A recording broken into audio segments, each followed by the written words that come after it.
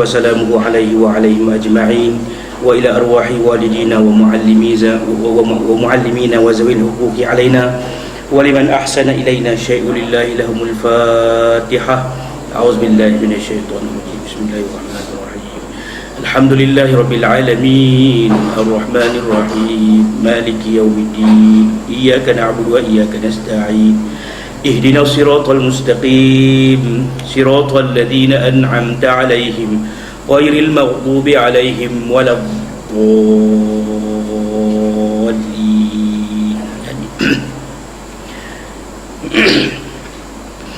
الحمد لله رب العالمين وبه نستعين على أمور الدنيا والدين والصلاة والسلام على أشرف الأنبياء والمرسلين وعلى آله وصحبه أجمعين. اللهم انصرنا فإنك خير الناصرين وافتح لنا فإنك خير الفاتحين واغفر لنا واهدنا ولا تؤاخذنا بما فعل السفهاء منا يا حي يا قيوم يا ذا الجلال والإكرام. رب اشرح لي صدري ويسر لي أمري واحلل عقدة من لساني يفقهوا قولي. سبحانك لا علم لنا إلا ما علمتنا إنك أنت العليم الحكيم ولا حول ولا قوة إلا بالله العلي العظيم. أعوذ بالله من الشيطان الرجيم. فمن يريد الله أن يهديه يشرح صدره للإسلام ومن يريد أن يضله يجعل صدره ضيقا حرجا كأنما يصعد في السماء كذلك يجعل الله الرجس على الذين لا يؤمنون. صدق الله العظيم. Alhamdulillah, marilah sama-sama kita memanjatkan setinggi-tinggi kesyukuran kepada Allah Subhanahu wa taala dengan limpah kurnia serta izin Allah Subhanahu wa taala. Maka dapatlah sama-sama kita pada malam yang berbahagia ini meneruskan kuliah ilmu kita yang mana pada bulan 4 ini ada minggu yang kelima. Maka bila minggu kelima, saya kira minggu kelima lah, ustaz minggu kelima. Ni maklum duk tanya nama apa, tak biasa tengok lagi. Nama Lutfi Amir maklum boleh? Tulis kan? Kita balik tengkak dengan Pak Long pula. Pada tak nak tengok mai, tulis. Nak Lutfi Amir nama telefon sekali kita bagi. Tuan-tuan dan puan-puan hadirin yang dirahmati Allah sekalian, sama kita melahirkan syukur pada Allah kerana dipertemukan setelah beberapa bulan, lama dah tak main pun, 4-5 bulan dah kot. Selalu duduk main ganti-ganti. Malam ni Tuan Haji Munir kata ambil kau ustaz lah malam ni. Baik, tuan-tuan hadirin yang dirahmati Allah sekalian, firman Allah Subhanahu wa taala dalam suratul An'am ayat 125, faman yuridillahu an yahdiyahu yashrah sadrahu lil Islam. Siapa-siapa yang Allah nakkan dirinya itu mendapat hidayah, diberi pedoman, dibimbing oleh Allah Subhanahu wa taala, yashrah sadrahu lil Islam. Allah akan lapangkan, Allah akan buka dada orang itu lil Islam, untuk menerima Islam. Wa man yurid an yudhillahu yaj'al sadrahu dayiqan harajan ka'annama yas'adu fis sama. Dan siapa-siapa pula yang Allah Subhanahu wa taala nakkan orang itu dalam kesesatan ataupun disesatkan, dikehendaki oleh Allah akan kesesatannya, yaj'al sadrahu dayiqa, Allah akan jadikan hati mereka, dada mereka itu dayiqa, jadi sempit. Dada jadi sempit bila Allah nak orang tu jadi sesat. Ka'annama yas'adu fis sama. Sempit tu macam mana? Sempit seolah-olah ia sedang mendaki ke tempat tinggi, nak naik ke langit. Maka dada akan jadi sempit. Sekali kita cerita. Kazalika yaj'alullahu rijsa 'alal ladzina la yu'minun. Begitulah Allah menimpakan siksa kepada orang-orang yang tidak beriman. Tuan-tuan hadirin yang dikasihi sekalian, sama-sama kita syukur kerana Allah mentakdirkan kita semua di kalangan orang-orang yang Allah pilih kita untuk dibimbing dengan hidayah Allah Subhanahu wa taala. Maka Allah lapangkan dada kita ni untuk terima Islam itu sendiri masuk terus ke dalam hati kita. Walaupun pada sebenarnya kita ni jadi Islam apabila mak ayah kita Islam, maka lahir kita ni jadi orang Islam. Tetapi tuan-tuan yang dikasih sekalian, Allah beri satu lagi pada manusia, iaitu namanya hidayah, pedoman, petunjuk, bimbingan Allah Subhanahu wa ta'ala. Maka ketahuilah wahai sekalian manusia, orang-orang Islam yang beriman pada malam ini, sebenarnya tuan-tuan dibimbing oleh Allah Subhanahu wa ta'ala, iaitulah dengan disebut sebagai hidayah. Faman yuridillahu an yahdiyahu, untuk dibimbing, untuk diberi jalan bimbingan pedoman, maka Allah bagi Islam. Inilah sesuatu agama, satu cara hidup, satu pegangan yang paling sesuai,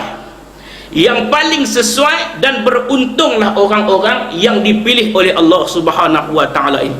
Jangan duk pandai-pandai kata tak sesuai, jangan duk pandai-pandai kata tangguh dulu, jangan duk pandai-pandai kata kita kena kaji dulu noh.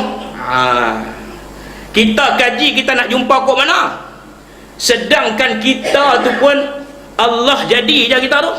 Tiba-tiba kita kata kena kaji banyak sikit ni kan, tak kaji tak boleh juga. Lama mana nak kaji?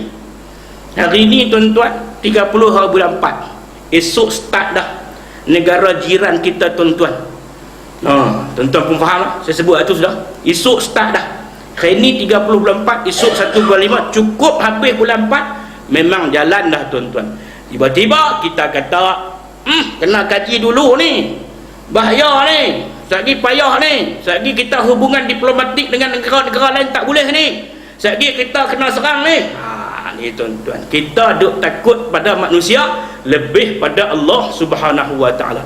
Sebab itu orang yang Allah bimbingnya dengan hidayah Allah, maka dia tak fikir ni, dia tak fikir macam ni lah. Bila orang tanya dah boleh tak bila kita laksana hukum Allah, syariat Allah atas muka bumi ni, kita nak wujudkan satu zon bebas daripada zon yang mana boleh manusia pi minum arak di situ, yang boleh manusia pi minum arak, pi buat maksiat situ. Boleh tak? Tak boleh. Sebab tak boleh, maka orang yang Allah bagi bimbingan pada dia, dia akan kata macam ni tuan-tuan. Dia kata kita laksana syariat Allah, sebenarnya kita mengundang rahmat Allah.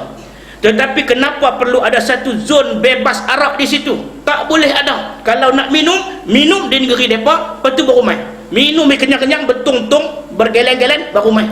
Itu jawapan yang betul. Ni kita kata, oh tak boleh, kita toleransi.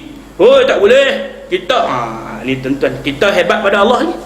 Sedangkan Al-Quran menyatakan orang yang Allah beri hidayah ni, dia serah pada Allah semua. Bukan dia peduli dah benda-benda ni.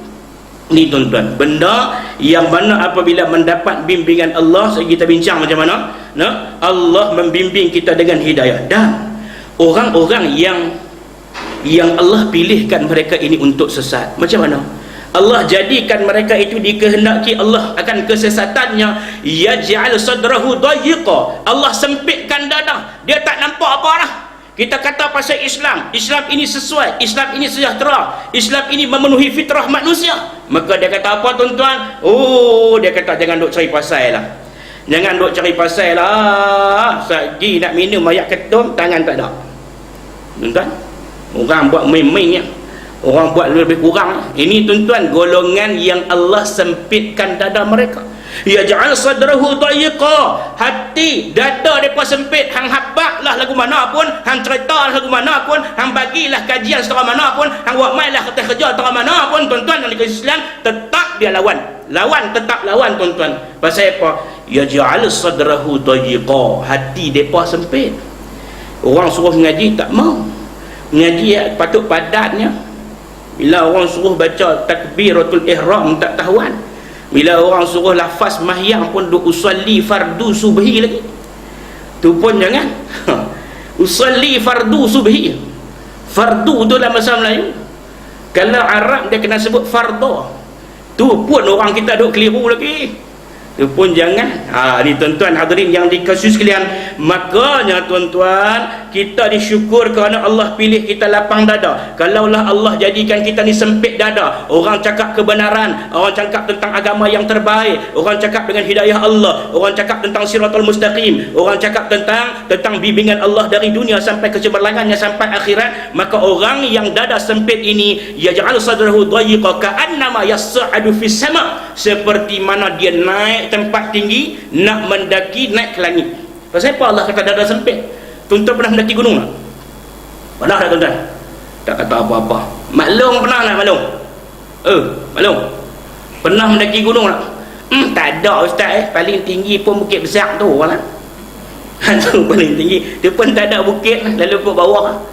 Tuan-tuan, mendaki gunung ni bila kita naik ke tempat yang tinggi, tuan-tuan hadirin sekalian, dia akan jadi telinga bengang, dia akan jadi dada kita ni sempit, nak menyawa tak boleh, sesak nafas. Tu yang Allah kata seolah-olah naik tempat tinggi macam nak naik ke langit. Tak ada ustaz, saya naik kapal terbang tinggi 3,000 kaki, tak ada rasa sempit dada. Sungguh memang tak sempit dada. Tapi tuan-tuan mau kalau hak yang duk keluar ke tepi kapal terbang tu orang tanpa lah, oksigen kagas warna putih pula. Mau kalau ada stok hak tu tuan-tuan, agak-agak boleh nafas, agak-agak sempit dada lah. Tu kita duduk ketinggian 30,000 kaki, 300,000 kaki, duduk tinggi atas langit, no, tak sampai langit, duduk atas berawan. Tuan-tuan, kalau tak ada benda hak yang duk seimbang kapal terbang keluar mai gas tu, sesak nafas kita ni, telinga ni boleh jadi pekak lah tuan-tuan. Tuan-tuan, kita tengok tempat tinggi waktu kita naik, waktu nak mendarat, tuan-tuan tengok bengang tinggal kita sering. Itu keadaannya. Yang Allah cerita ni, orang yang sempit dada macam tu, dia sempit dada, dia tak boleh nak nafas, tak boleh menyawa, tak boleh tarik, tak boleh lepas, tak boleh. Ni orang yang Allah pilih untuk sesat. Tuan-tuan, Allah kata kazalika yaj'alullahu rijsa 'alal ladzina la yu'minun. Begitulah Allah menimpakan siksa kepada orang-orang yang tidak beriman. Tuan, syukur selagi mana kita masih mengingati Allah, selagi mana kita masih beriman dengan Allah, syukur kerana Allah bimbing kita dengan hidayah tertentu. Satu hadis qudsi daripada Abi Zal Ar-Rifari menyatakan bahawa Nabi SAW fima yarwihi an rabbih azza wa jal qala ya ibadi kullukum dallun illa man hadaituhu fastahduni ahdakum. Satu hadis qudsi menyatakan, Allah menyatakan, hadis qudsi ini iaitu makna daripada Allah, lafaz daripada Nabi, makna apa hadis tersebut, makna apa kehendak hadis tersebut daripada Allah, yang mana lafaz itu disebut oleh Nabi SAW. Yang mana hadis ini tuan-tuan daripada Abi Zar menyatakan bahawa Nabi SAW menyatakan fima yarwihi an rabbihi, ataupun hadis qudsi ini juga akan menyebut, kadang-kadang dia akan datang yang qala Allahu fima rawahu anhu Rasulullah, ataupun dia akan sebut qala Rasulullah SAW fima yarwihi an rabbihi, maknanya Nabi riwayatkan dari Allah Subhanahu wa taala. Itu makna hadis qudsi. Dia tak termasuk Al-Quran, hadis qudsi ni. Baca dia tak termasuk dalam ibadat. Itu hadis qudsi. Baik. Hadis qudsi ini menyebut, wa ya ibadi, wahai hamba-hambaku, kullukum dallun, hampa semua ni sebenarnya asal-asalnya adalah sesat, illa man hadaituhu, melainkan sesiapa yang aku beri hidayah kepadanya, fastahduni, maka mintalah hidayah kepadaku, ahdakum, nescaya akan aku beri hidayah pada kamu. Tuan-tuan yang dikasihi sekalian, malam ini kita nak membicarakan tentang hidayah Allah Subhanahu wa taala, yang mana 4 kita dapat free, 1 wajib minta. Tahu tak? Hak wajib minta tu hak mana tahu? Tak apa, kita cerita lah. Ustaz ni kok mana tanya kami nak suruh dia abang. Nak abang ni. Pergi tanya lu. Tanya lu tu ustaz dia. Nah, baik. Yang mana 4 Allah bagi free, tak gaduh minta, 1 wajib minta.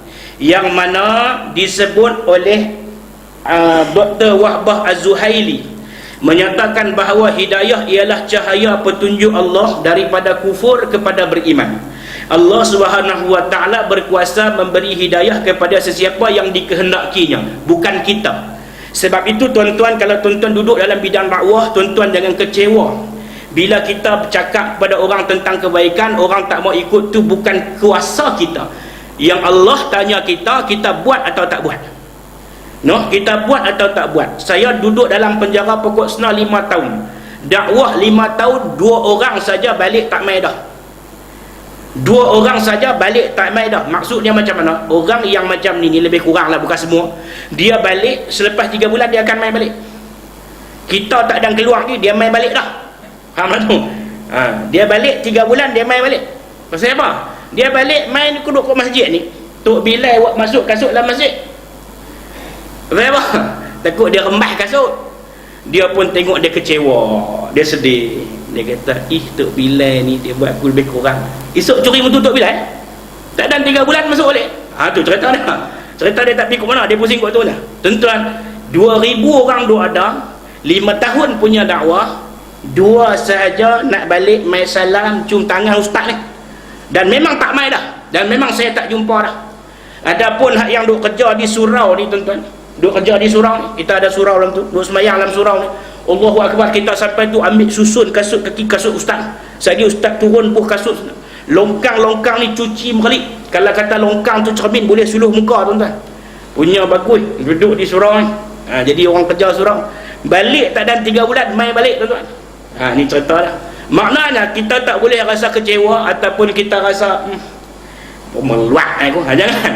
Sebab kuasa nak beri hidayah tu Allah. Sehingga kan tuan-tuan pun tahu kisah Nabi dengan ponakannya Abu Talib.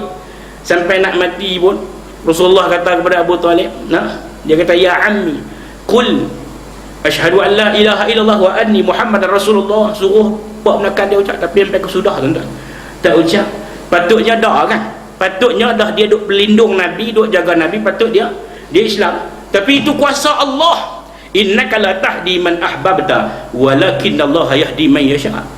Tu Allah kata kepada Nabi, kamu tak boleh bagi hidayah Muhammad pada siapa yang kehendaki, melainkan Allah saja yang boleh bagi hidayah kepada siapa yang kehendaki. Jadi tuan-tuan yang dikasihi sekalian, pada malam ini kita membicarakan apa yang disebut oleh Dr. Wahbah Zuhairi dalam Tafsir Munir, menyatakan bahawa bimbingan, petunjuk, ketakwaan, kehormatan dan kejayaan itu yang merupakan petunjuk hidayah Allah ada 5, iaitu 4 tak perlu minta, 1 wajib minta. Hidayah yang pertama tuan-tuan hadirin sekalian, nama dia hidayatul fitri ataupun hidayah fitrah. Hidayah fitrah yang Allah beri secara semula jadi.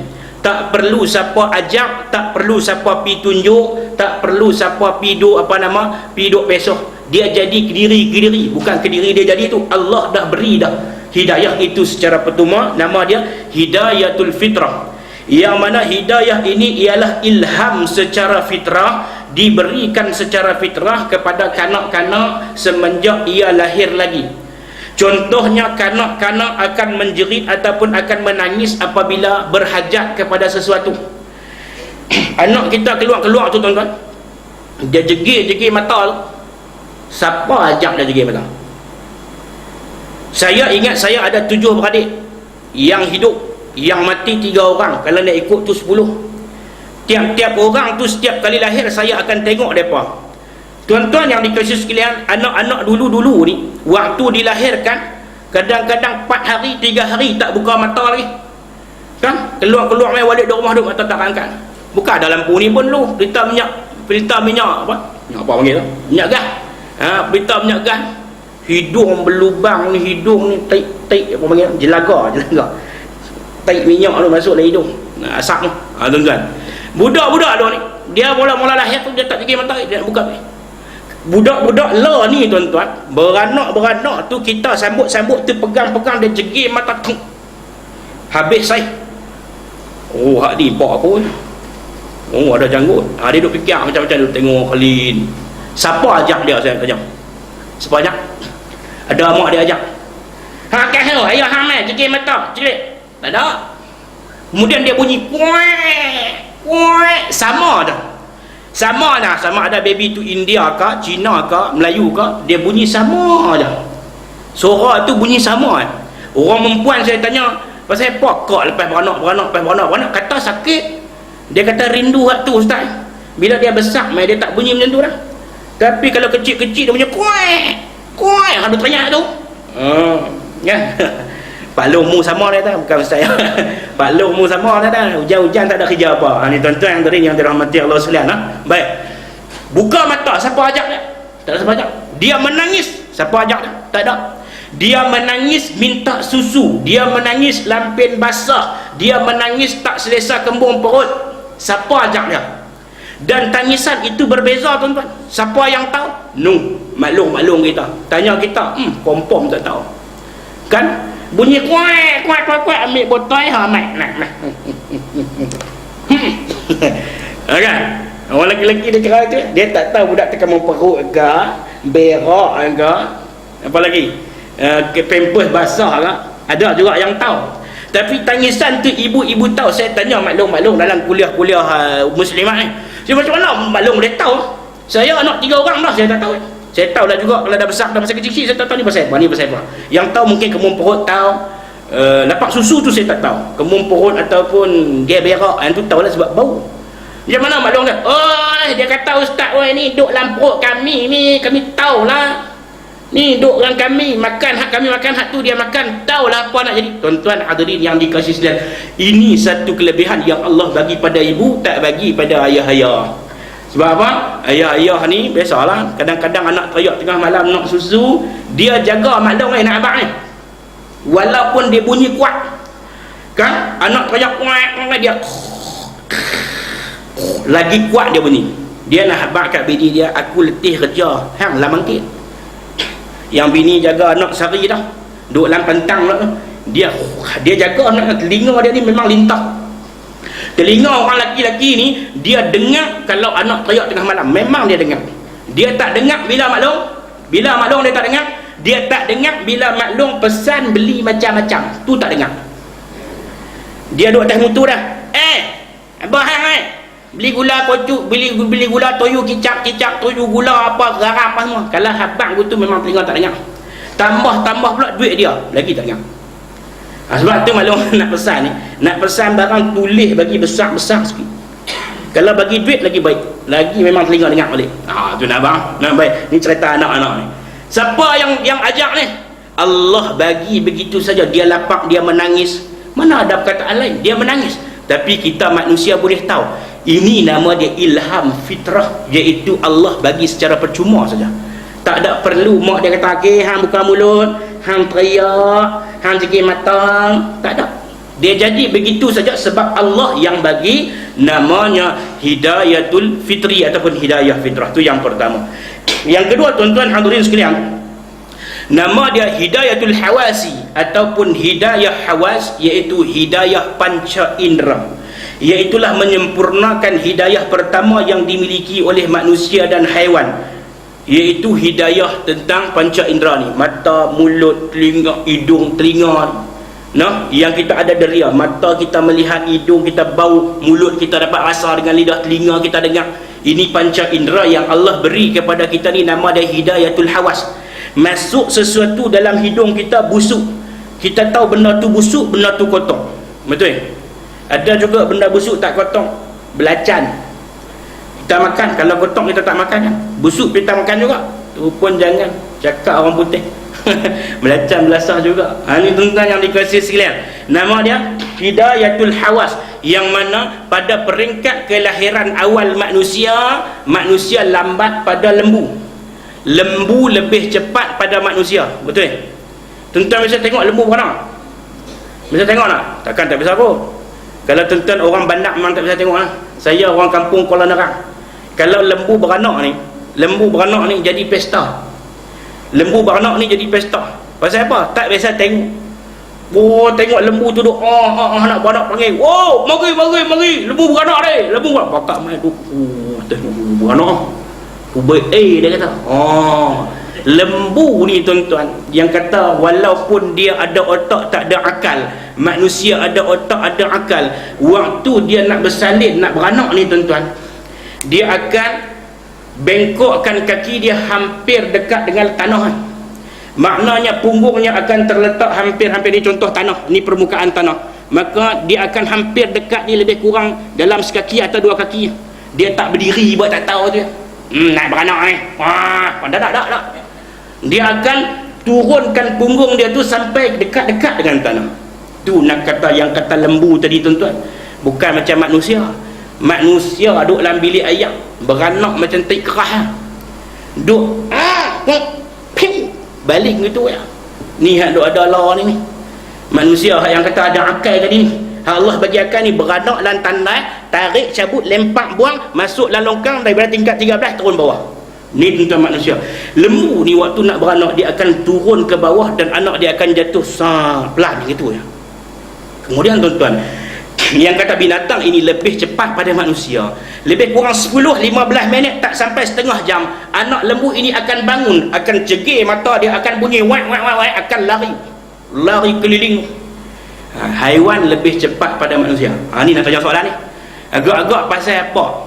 Pasal apa lembu lebih cepat pada manusia? Saya tanya, saya jawab, jangan susah hati. Saya tanya maklum-maklum berkata, tak tahu Ustaz, tanya kami pula dah. Dia jago, tanya dah ni abang. Tuan-tuan ni sekalian, pasal apa lembu tu lebih cepat? Anak lembu lebih cepat mangkit, berjalan, berlari dan bercakap. Bunyi suara pasal apa cepat? Pasal apa tuan? Abang tahu jawapan. Pasal mak dia tak boleh dukung. Betul tak? Pasal mak dia, lembu tu tak boleh dukung anak dia. Kita ni, anak kita boleh dukung. Sebab tu lambat. Tu tuan-tuan. Tuan-tuan hadirin yang dirahmati Allah sekalian, waktu hidayah hawas ini, manusia lebih lambat pada haiwan. Haiwan lebih cepat pada manusia. Maka pada masa itu tuan-tuan, contohnya panca indera melihat seorang bayi baru lahir, boleh terus dapat melihat, merasa proses tertentu. Ini bayi tuan-tuan, yang mana kita semua dapat dah hidayah ni, iaitu hidayah hawas. Siapa ajak tuan-tuan tengok sesuatu? Siapa ajak tuan-tuan hidung tuan-tuan ni rasa, mulut tuan-tuan ni rasa? Siapa? Allah yang beri secara percuma. Nama dia hidayatul hawasi. Yang ketiga tuan-tuan, nama dia hidayatul aqli, iaitu hidayah akal. Allah beri akal. Manusia dan binatang masing-masing ada otak dalam kepala ni, lebih kurang besar penumbuk dia ataupun besar sikitnya. Tetapi manusia ni hebat pada binatang apabila Allah bagi kat dia akal. Allah bagi kat dia akal. Kalaulah manusia tu tak ada akal, maka manusia juga dia akan makan rumput macam lembu. Ada siapa makan rumput sini? Tak ada kan? Ada tuan-tuan makan rumput? Maklum masa makan rumput tak? Kok lah balik sekali dia kata, aku cemuih dah balong cemuih dah abang dah kan, duk beli sayap toge, sayap lobak. Hari ni kita rebus rumput sikit, try kita buat menjadi kabu rumput boleh? Tak ada. Manusia yang tak makan rumput tuan-tuan. Tapi tuan-tuan negeri sekalian, walaupun binatang tu tak ada akal, tapi binatang ni dia tak buat diri dia sendiri, tak mencederakan diri dia ataupun tidak menjerumuskan diri dia kepada binasaan. Manusia ni pula, walaupun ada akal, tapi ada yang cucuk tang ni, ada yang cucuk tang ni, ada yang iligan asap, ada yang minum, ada yang pasal ada akal, tapi hidayah satu yang terakhir tu Allah tak bagi. Kita tengok hidayah apa.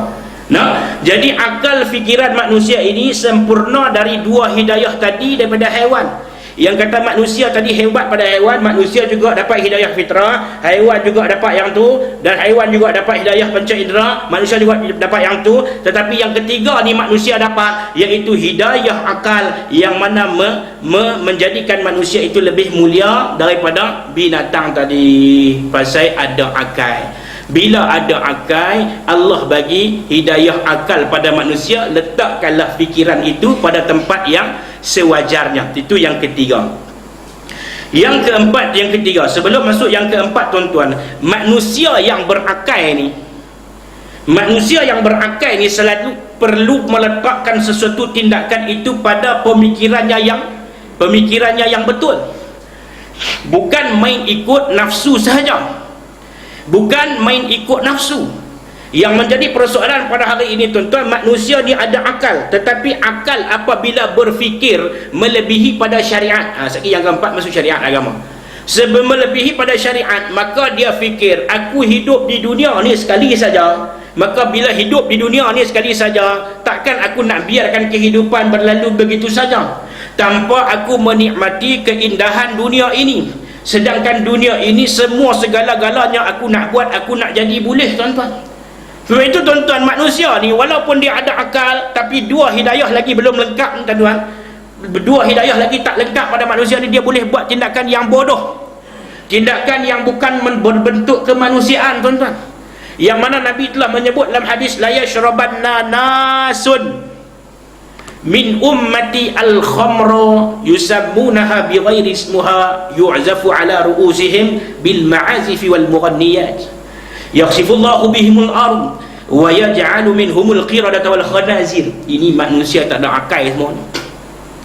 Ada akal fikiran, tetapi dua hidayah lagi yang tak dapat ni, tuan-tuan, maka menyebabkan manusia menggunakan akal mereka pada tempat yang tak sepatutnya. Mereka mengkesampingkan fungsi akal untuk berfikir, sehinggalah manusia, tuan-tuan, Nabi sebut akan datang satu masa umatku nanti la yashrabanna nasun, manusia yang minum minuman keras kemudian menamakannya bukan nama khamar.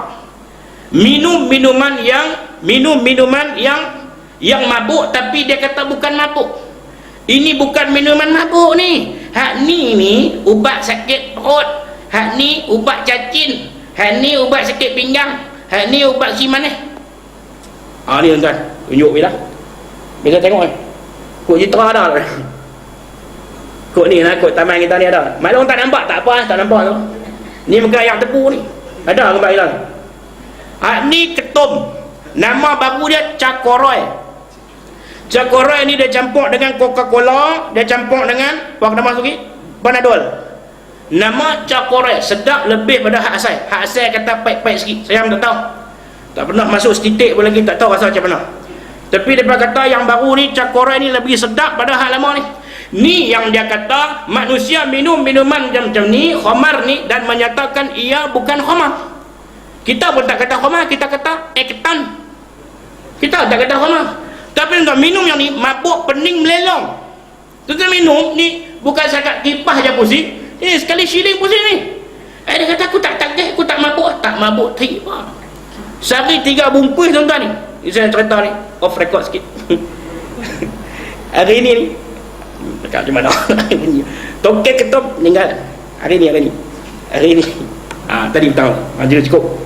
Pak saya lah dekat sini. Tuan-tuan tokek. Clear tu. Abang juga. Tak mau abang tu, abang juga. Tuan-tuan hadirin yang dikasih sekalian, makan habis orang-orang dalam ni. Tak saya duk campur benda-benda tak ketahuan tu. Hak ni hak peringkat kampung-kampung ni.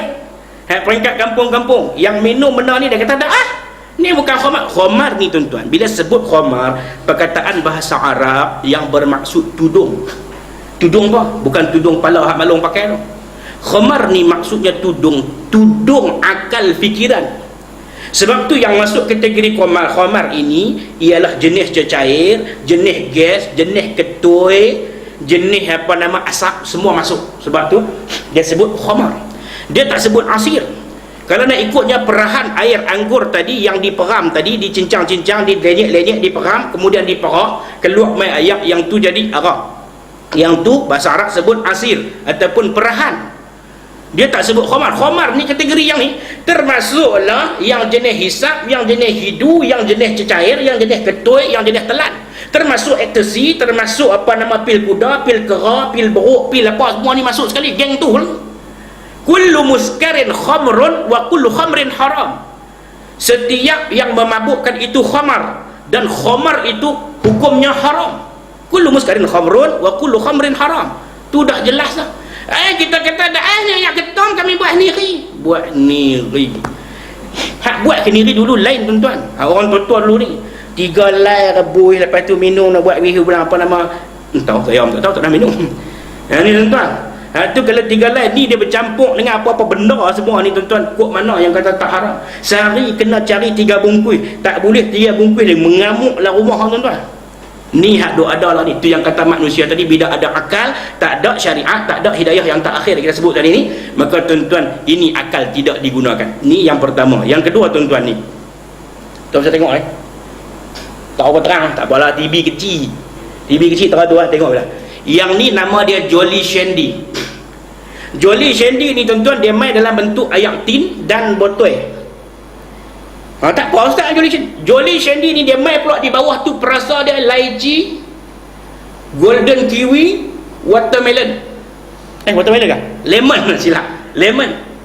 Bila sekali tengok tuan-tuan tengok, oh ni lychee, golden kiwi, lemon, maka di sini orang kata, ni ayak ni biasa ayak lychee, ni ayak golden kiwi, ni ayak lemon. Tuan-tuan, orang tengok ni orang kata apa? Orang kata ni dia, tak apa ni. Sekali tengok, tapi tuan-tuan bila tengok keluaran dia mana? Kasbek kita nak kata tak haram. Ni hak baru. Ni hak baru, hak ada di pasaran ni. Tuan-tuan, nama dia Jolly Shandy. Tolong tuan-tuan, tengoklah budak-budak kalau dia beli duduk dalam agak mutu dia, ayak tin duduk dalam pasir hitam. Tolong tengok apa minuman mereka tu. Kita risau takut dia tak dapat membezakan yang mana betul minuman bertin, yang mana satu minuman mabuk. Ini tuan-tuan yang dikasih sekalian. Inilah tuan-tuan yang manusia tidak berakal ini anjurkan untuk cari keseronokan. Cari keseronokan untuk dapat fun, untuk dapat seronok. Bila akal ada tapi akal tak boleh berfungsi, syariat tak ada tuan-tuan, maka manusia buat benda yang tak sepatutnya dia buat. Akal duk fikir elok-elok tapi minum mabuk bagi hilang buang fungsi akal itu. Ni tak kena tuan-tuan. Tambah-tambah kalau kita jadi penganjur, saya jadi penganjur, himpun semua budak-budak muda jitera ni, jom hampa main di Tasik Jitera. Aku buat kat hampa satu festival muzik zaman depan punya, Future Music Festival Asia. Main. Hampa nak apa? Perempuan aku bagi. Nak apa? Nak dadah aku bagi. Nak kondom aku bagi. Nak apa? Main. Ni orang tak ada akal. Tak ada akal. Ada akal tapi tak guna akal untuk berfikir tuan-tuan. Tu yang jadi penganjuran seperti ini. Nak tutup budak pada manusia, dan akhirnya Allah membongkarkan perkara tak baik ni. Kalau tidak sampai kelar kita tak tahu. Kalau tak mati pun 3 orang Melayu tu kita tak tahu tuan-tuan. Dah berlangsung dah 1 malam, mati dah 3 orang Melayu, baru tidak tahu. Kalau tak tahu tuan-tuan, kalau tak mati tu tuan-tuan ni duk ada ni. Ini pamphlet yang diedarkan. Tuan-tuan tengok ada 15 kumpulan music future masa depan. Saya nak baca pun saya tak kerti macam putih.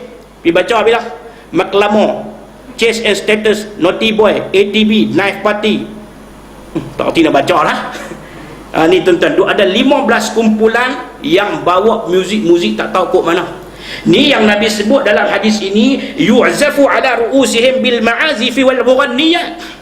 Bukan saja minum, bukan saja mabuk, bukan saja isap dadah, bukan saja telan pil ekstasi, tetapi juga tuan-tuan, mereka datangkan dalam majlis itu penyanyi ni, ma'azif wal mughanniyat, penyanyi hebat luar negara rumah ni. Naik parti malam tu ada apa? Pesta pisau. Saya pun tahu ni.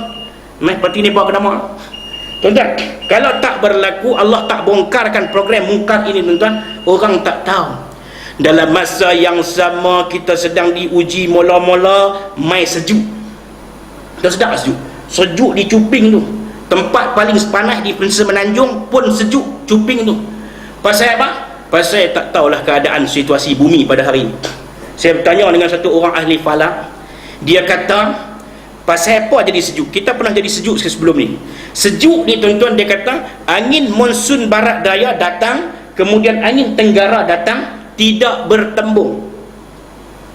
Tidak bertembung ni maksudnya satu naik atas, satu turun bawah.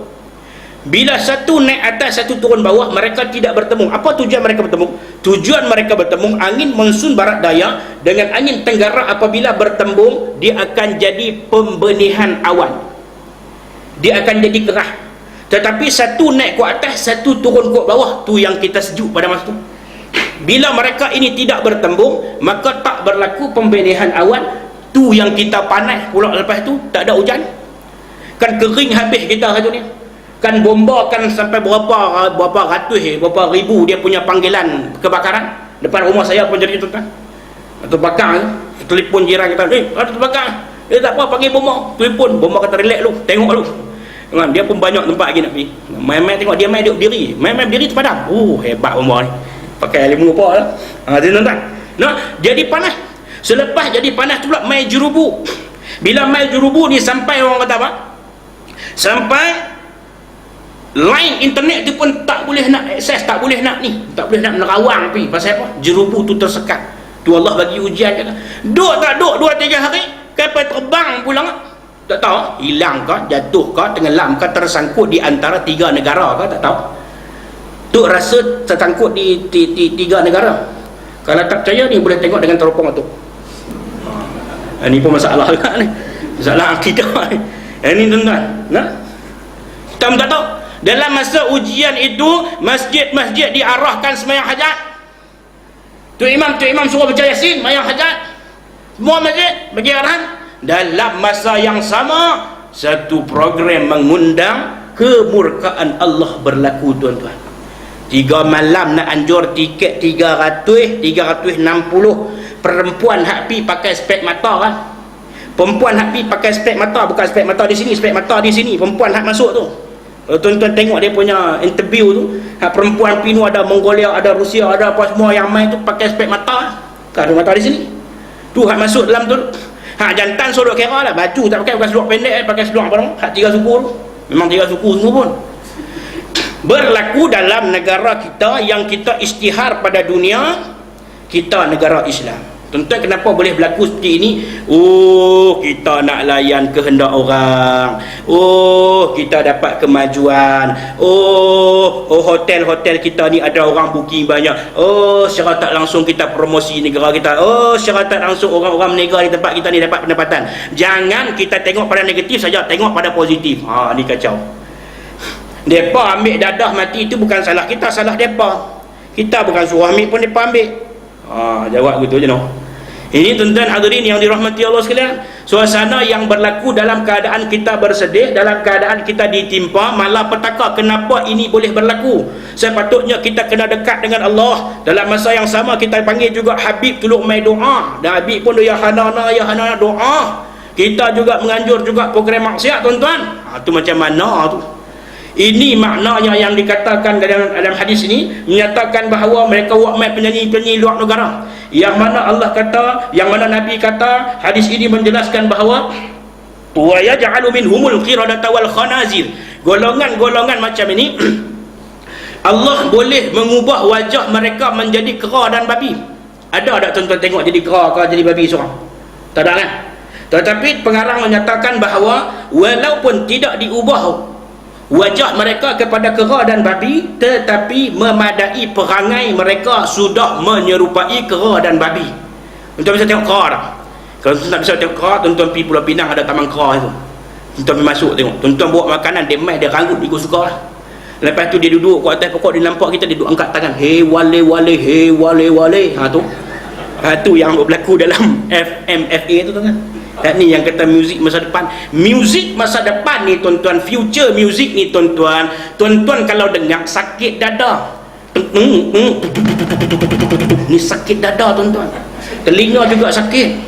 Kalau tuan-tuan pernah masuk dalam kereta anak-anak muda kita yang gila audio tu. Saya duk tengok pameran di masjid, saya duk pergi kanibal di masjid ni, tuan-tuan, tak ada lagi depa jemput yang apa nama audio tu. Kalau ada pun motor Honda 50 ataupun kereta Mr. Bean, tu ada. Dia tak panggil tu kereta hak audio tu, dia pasal kan, kita nak semayang dia duk pasang audio tu ni apa nama, kubah tung kacau. Ni tuan-tuan yang dikasih sekalian. Kalau tuan-tuan masuk kereta macam tu, saya pernah masuk, saya join semua. Saya masuk kereta tu, bila kita duduk, dia buka baru dalam volume dia dalam 5 atau 6 ni, dada kita duduk pasal apa? Woofer itu jenis techno punya muzik. Sakit dada ni, kemudian sakit telinga, bingit duk sering rasa tu, pasal kuat muzik tu, sound system dia yang kuat. Lepas tu ada joki pula duk main tu, disc joki DJ dia duk main tu. Ni yang kata feature muzik ni. Ustaz macam pi ada saya tak pi. Saya cerita pasal saya biasa muda. Lok ni pun muda lagi. Saya biasa muda, saya kawan juga dengan orang macam ni, bukan apa, kawannya tengok macam mana lagu tu. Tapi dia pernah ajak saya masuk dalam disco. Tu saya tak berani. Ajak masuk dalam disco di Langkawi.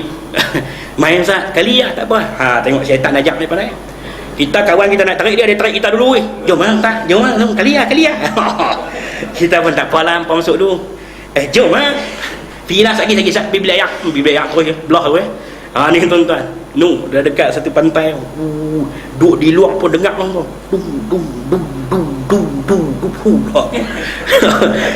Cerita ni. Bila sakit dada, bila sakit telinga, tuan-tuan, dia tak boleh layan. Dia nak have fun tadi tu tak boleh layan. Bila tak boleh layan, maka dia telan, istilah dia panggil telan biji. Apa dia telan biji? Telan pil-pil tadi lah. Pil-pil yang diberikan secara cuma, yang sampai overdose, yang akhirnya mata terbeliak, yang akhirnya mati, yang akhirnya 30-40 orang kronik. Ini tuan-tuan yang dikasih, apabila fungsi akal itu tidak berfungsi dengan sebenarnya, manusia nak cari keserokan mengikut hawa nafsu, akal tidak digunakan pada sebaiknya, inilah jadi masalahnya. Kemudian tuan-tuan, dalam program itu juga ni tuan, tunjukkan lagi TV kecil. Tuan-tuan tengok tak benda ni? Tuan-tuan tengok ni? Memang saya pertama tengok. Saya tengok bila jadi program ni baru saya tengok benda ni. Sebab apa? Benda ni tak ada jual di kedai. Dia ada jual di kedai tapi style lain. Dia style lain, dia ada gambar lelaki-lelaki, dia ada gambar perempuan. Hak ni dia ada tulisan. Tulisan dia party hard, party safe, take care. Take care. Ni dibekalkan secara percuma. Apa dia ni? Apa dia ni? Kondom. Ni dalam bungkusan ni ada kondom. Ni bungkusan dia. Dia tulis di plastik tu. Maknanya tuan-tuan yang disebut dalam hadis ni iaitu perangai jadi kera, jadi babi, pasal itulah. Pasal bila bagi benda ni, bila minum mabuk, dia seks ni dia tak fikir apa dah.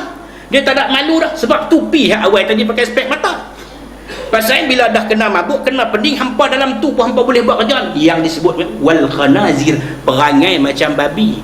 Pasal apa kata perangai macam babi? Babi ni kalau kita sekok babi jantan, dia boleh tawah 4-5 ekor babi betina, dia boleh pergi cucuk-cucuk sana, cucuk sini. Yang tu lah program yang kata syok. Syok lah tuan-tuan. Syok lah peri. Hak nu tak ada selesai pula berlaku pula di Pulau Pinang. Sewa rumah banglo. Nak buat birthday party. Tuan-tuan tahu dah apa? Yang pertama, kalau budak tu perempuan, free. Mailah masuk, free. Kalau laki-laki nak masuk, mesti bawa awet. Tahu tak awet? Balong dah awet? Tak ada. Nak masuk kena bawa awet. Bawa awet. Kalau tak bawa awet, kena bayar 100. Apa? Hak perempuan pi lah free tu yang kena tangkap habis tu di Penang tu tuan-tuan. Tak ada selesai hak tu, ni mai hak ni pula dah tuan. Ini yang Nabi dah sebut akan datang umatku nanti ni ada ni. Ni dah ada tuan-tuan. Tuan-tuan tahu berapa ramai remaja Islam perempuan yang terlibat. Belasan malahan puluhan remaja perempuan Islam yang terlibat di situ. Tuan-tuan ingat Cina ke? Minta maaf sebut juga. Dunia Melayu kita yang ramai. Ni tuan-tuan hadirin yang dirahmati Allah sekalian. Di kuliah masjid dia rata. Semua masjid dah. Cuba tengok ada tak geng depa? Ada seorang. Ada orang. Ada. Tak ada. Ni tuan-tuan. Ini masalah yang kita sering hadapi ni tuan-tuan yang dikasihi sekalian. Apabila akal tidak digunakan dengan sebaiknya, maka inilah perlakuan-perlakuan yang dilakukan oleh manusia, yang ini disebut sebagai cara bagaimana perancangan yang diatur oleh musuh Islam. Iaitulah yang pertama, taswiyatul aqidah, supaya remaja-remaja ini, anak-anak muda ini yang ada akal tak mau fikir tadi ni tuan-tuan, yang mereka berfikir tetapi tidak sampai pada tahap pemikiran mereka, mereka merancang peranan oleh musuh Islam taswiyatul aqidah, supaya mereka sendiri ada rasa was-was terhadap akidah mereka. Mereka ditanamkan akidah la ilaha illallah sejak kecil, tapi bila besar mereka persoalkan apa itu la ilaha illallah. Kenapa kami tak boleh seronok, orang lain boleh seronok? Kenapa orang lain boleh keluar malam, kenapa kami tak boleh keluar malam? Kenapa orang lain boleh berpakaian free hair, kenapa kami tak boleh? Ini dipersoalkan oleh anak-anak zaman sekarang tuan-tuan, kerana perancangan yang dibuat oleh musuh Islam untuk anak-anak kita ini rasa was-was dengan akidah Islam. Hak ada lah ni. Tak was-was macam mana? Ustaz pun sama berkelahi. Hang kata kat aku kata kat hang. Aku kata kat internet, hang kata kat internet. Aku kata dalam TV, hang kata dalam TV. Anak kita tengok hak mana satu betul. Anu tak kira lagi hak pahaman tak pahaman lagi. Tuan hadirin yang dikasihi sekalian, kita sepatutnya kena kemas betul-betul supaya kita mantap akidah, anak kita mantap akidah. Yang kedua tuan-tuan, tafriqul ummah, iaitu untuk menghancurkan, memporak-perandakan umat Islam ini. Mereka bawa main macam-macam aliran. Dulu mana ada. Dulu kita ni tak pernah kata tak ada masalah. Kalau kata kita semayang duk imam macam kurut, semua macam kurut. Lah ni tengok, ada hak tak baca, ada hak baca, ada hak lari, ada hak tak lari, ada hak angkat tangan, ada hak tak angkat tangan, macam-macam jenis. Tuan-tuan. Nah, pasal mereka berjaya memecah belahkan umat ini. Yang ketiga sasaran mereka tuan-tuan, tahrirus syabab. Tahrirus syabab ni maknanya memerdekakan jiwa pemuda, supaya mereka tak rasa terkongkong dengan agama yang mereka anuti ini, Sekarang ni mereka rasa terkongkong. Kenapa pakai tudung? Kenapa tak boleh pakai seluar ketat? Kenapa perlu berhijab? Kenapa ini dipersoalkan? Ini peranan yang dilakukan oleh musuh Islam.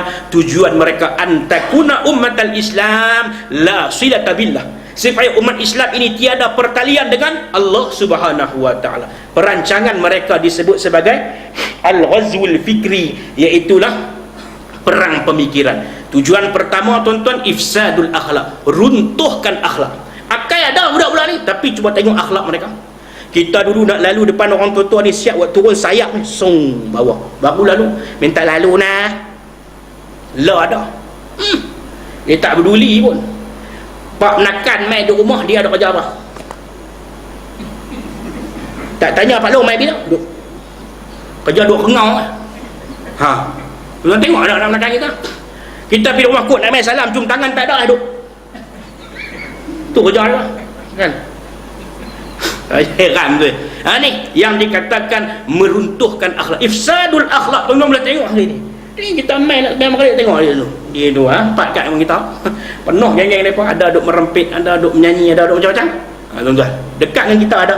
Kemudian yang kedua, tahtimul fikrah, menghancurkan fikrah, pemikiran kita yang disatukan dengan satu pemikiran Islam dihancurkan. Yang ketiga, izabatu syakhsiyah, iaitulah melarutkan kepribadian. Mana ada rasa maruh orang?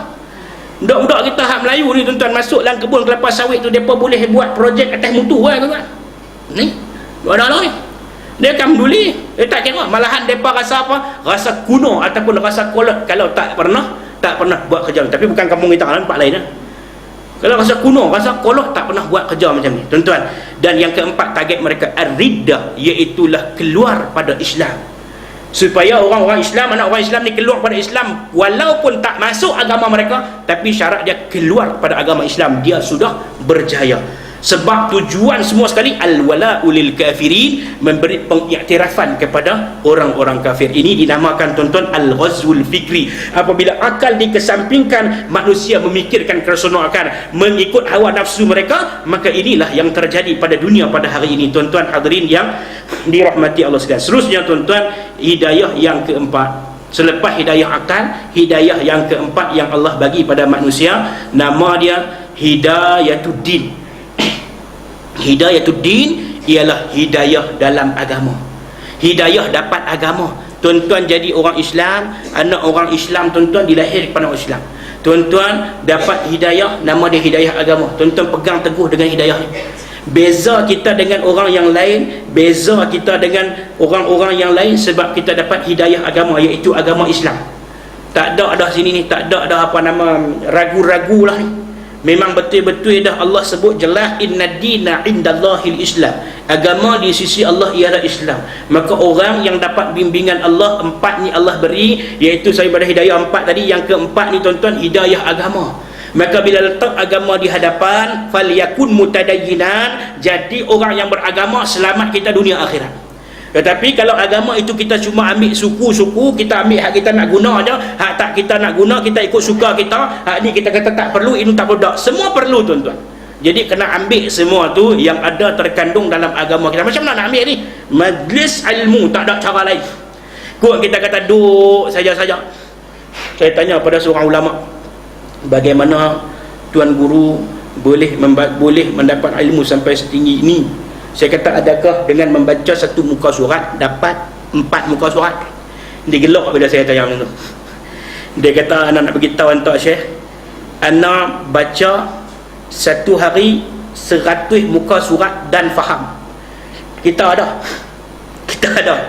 Dia kata kalau dia baca kitab Fathul Bari, ya, dia baca kitab Fathul Bari, dia akan baca 100 muka surat dan faham. Kita ada macam tu. Fathul Bari tak tahu kitab apa. Yang ingat Ustaz Fathul Bari je kot. Nah, kitab tak ingat apa. Nah, tuan-tuan, kita ada macam tu. Tu tuan-tuan. Nak dapat semua ni tuan-tuan dengan mujahadah ilmu ini tuan-tuan. Belajar. Saya pun tak boleh mana tuan-tuan. Hak saya abang kat tuan-tuan ni, hak saya dengar tang lain. Hak saya tok guru saya ajar, hak ni yang saya sampai, hak saya dengar tang lain. Tak boleh cara mana pun. Tapi hak yang saya boleh sikit-sikit, hak yang tok guru saya abang, hak ni yang saya sampai. Yang tu lah. Tu cara dia. Kalau kata kita duk nak meratik la ilaha illallah 1000 kali tentang ilmu mai, tak boleh. Tu ibadat, bukan menuntut ilmu. Baik. Tuan-tuan yang dikasihi sekalian, hidayah agama ini sangat penting bagi manusia. Yang seterusnya, hidayah yang kelima, yang terakhir yang saya sebut tadi, hidayah yang kita wajib minta. Hidayah apa? Hidayah yang wajib minta, nama dia Hidayatut Taufiq. Apa dia Hidayatut Taufiq? Hidayatut Taufiq ialah hidayah dalam bentuk pertolongan dan taufik Allah. Hidayah ini lebih khusus daripada hidayah agama. Ramai orang yang beragama Islam tidak diberikan bantuan taufik macam ni. Hidayatut Taufiq iaitu Allah membimbing kita dengan kesempurnaan atas setiap amal soleh yang kita kerjakan. Taufik adalah kurniaan Allah bagi membimbing manusia dalam melaksanakan tuntutan hidayah sehingga manusia mampu mentaati perintah Allah dan berjaya menjauhi larangan Allah. Tu nama dia Hidayatut Taufiq. Wajib minta. Bila minta? Bila minta? Hidayatut Taufiq, kata Wahbah Zuhaili, wajib minta setiap kali kita solat. Kalau tuan-tuan tak minta, batal sembahyang. Batal sembahyang. Tang mana minta? Tang ni. Hidayatut Taufiq yang wajib minta, tuan-tuan, ihdinas siratal mustaqim. Ya Allah, tunjukkanlah hidayah padaku, hidayahkanlah kepadaku siratal mustaqim, jalan yang lurus, yakni jalan Islam itu sendiri. Tu nama dia Hidayatut Taufiq, wajib minta. Pasal apa wajib minta? Kalau tuan-tuan tak baca ayat ni, ihdinas siratal mustaqim, batal sembahyang. Betul tak? Tuan-tuan baca Al-Fatihah, alhamdulillahirabbil alamin arrahmanir rahim maliki yaumiddin iyyaka na'budu wa iyyaka nasta'in siratal ladzina an'amta 'alaihim ghairil maghdubi 'alaihim waladdallin. Bacalah macam tu imam mana pun, tuan-tuan tinggal ihdinas siratal mustaqim, tak sah sembahyang. Faham tak? Sebab tu Hidayatut Taufiq wajib minta. Berapa kali minta? Berapa kali minta? Berapa kali? Sembahyang wajib saja 17 rakaat. Setiap rakaat kita baca ada ayat tu. Baca, makna kewajipan bagi kita sehari 17 kali kena minta Hidayatut Taufiq. Tapi tolak hari Jumaat, dia tolak lagi 2 sebab sembahyang Jumaat 2 rakaat. Kata hari ni tak cukup hidayah Ustaz weh. Siapa sembahyang Jumaat minta 2 aja, tak cukup lagi 2. Lagu mana? Tak. Kena faham lah tu, kena faham. Makna Hidayatut Taufiq ini Allah bimbing kita dengan kecemerlangan. Ada dapat hidayah agama, tapi ada orang dapat hidayah agama, dia tak cemerlang, dia teruk juga, dia tak semayang juga, dia buat maksiat juga, sebab tak dapat Hidayatut Taufiq. Cek tengok, dia orang Islam, sokong Islam, orang cakap pasal Islam, dia sensitif tentang agama, tapi semayang cuba cek tengok. Kalau semayang tak clear, maknanya Hidayatut Taufiq pun tak clear lah untuk dia tu. Tuan-tuan hadirin yang dikasihi sekalian, sebab itu sebagai yang terakhirnya, salah satu doa yang ada dalam Al-Quran yang kita kena baca supaya Allah bimbing kita dengan hidayah, Rabbana la tuzigh qulubana ba'da idh hadaitana wa hab lana min ladunka rahmah innaka antal wahhab. Itu doa yang kita kena baca. Doa apa? Ya Allah, Rabbana hab lana, ya Allah kurniakanlah kepadaku min ladunka rahmah, dari sisi Rabbana la tuzigh qulubana, ya Allah jangan kau cabutkan dari hati-hati kami, ba'da iz hadaitana, selepas engkau beri hidayah pada kami, wa hab lana min ladunka rahmah, kurniakanlah dari sisimu rahmat kasih sayangmu, innaka antal wahhab, sesungguhnya engkau maha pemberi. Doa ni kena baca.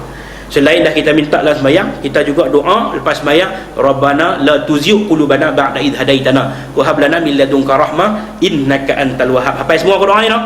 Hafal semua. Kemudian tuan-tuan, sebagai kesimpulannya, tanda orang-orang yang mendapat hidayah Allah, jiwanya cenderung pada akhirat.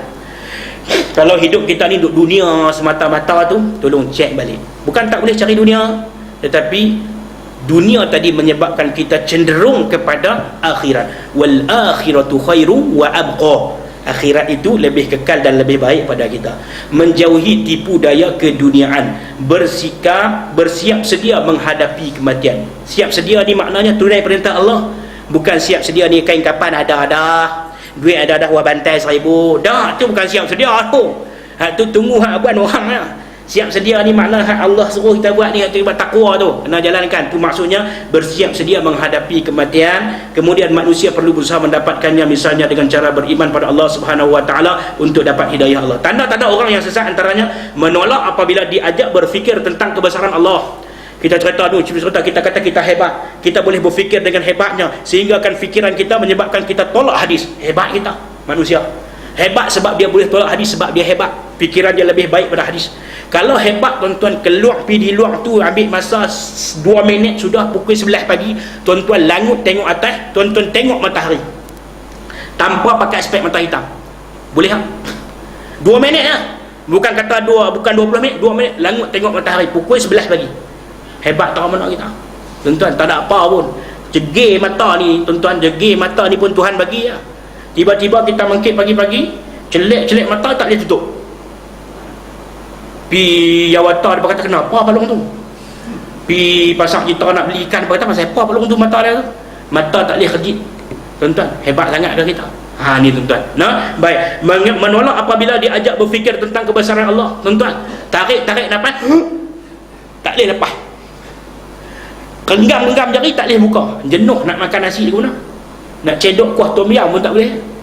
Ni tuan-tuan. Jadi kita fikir kebesaran Allah, menganggap Islam sebagai beban, ni orang yang sesat. Kemudian mencari jalan mengganggu perkembangan Islam. Dia dah tak suka pada Islam, tentang Islam pula.